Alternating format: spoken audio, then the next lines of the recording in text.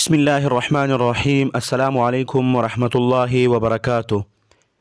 मुहतरम सामईन, जैसे कि आप लोगों को मालूम है कि गुज़िश्ता रात मौलाना तारिक जमील साहब के बेटे आसिम जमील ने गार्ड से असलहा छीन कर अपनी ज़िंदगी का ख़ात्मा कर दिया।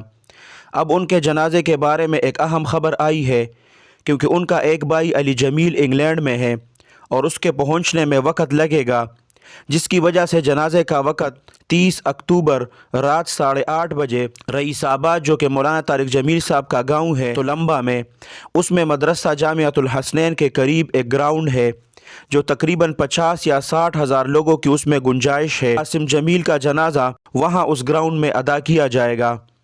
अल्लाह सुब्हानहू व तआला मौलाना तारिक जमील साहब को सब्र जमील अता फ़रमाए, और जो लोग डॉक्टर आसिम मुनीर के मौत का ज़िम्मेदार मौलाना तारिक जमील साहब को ठहरा रहे हैं, अल्लाह सुब्हानहू व तआला उन लोगों को समझ दें, क्योंकि इसमें मौलाना तारिक जमील साहब का कोई अमल दखल नहीं है। और ये किस्मत की बातें हैं, क्योंकि वो ज़हनी और टेंशन और डिप्रेशन का मरीज़ था और उनका इलाज चल रहा था और उनको शॉट्स भी दिए जा रहे थे। डॉक्टरों का कहना है कि अगर उसको अकेला छोड़ दिया जाए तो वो ऐसा कोई कदम उठा सकता है।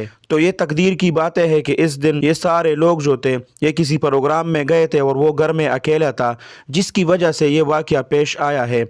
अल्लाह सुब्हानहू व तआला मौलाना तारिक जमील साहब को सब्र जमील अता फ़रमाए। अल्लाह सुब्हानहू व तआला आप सबको अपने हिफ्ज़ और अमान में रखे, अपने खुसूसी दुआओं में याद रखें। अस्सलामु अलैकुम व रहमतुल्लाहि व बरकातुहू।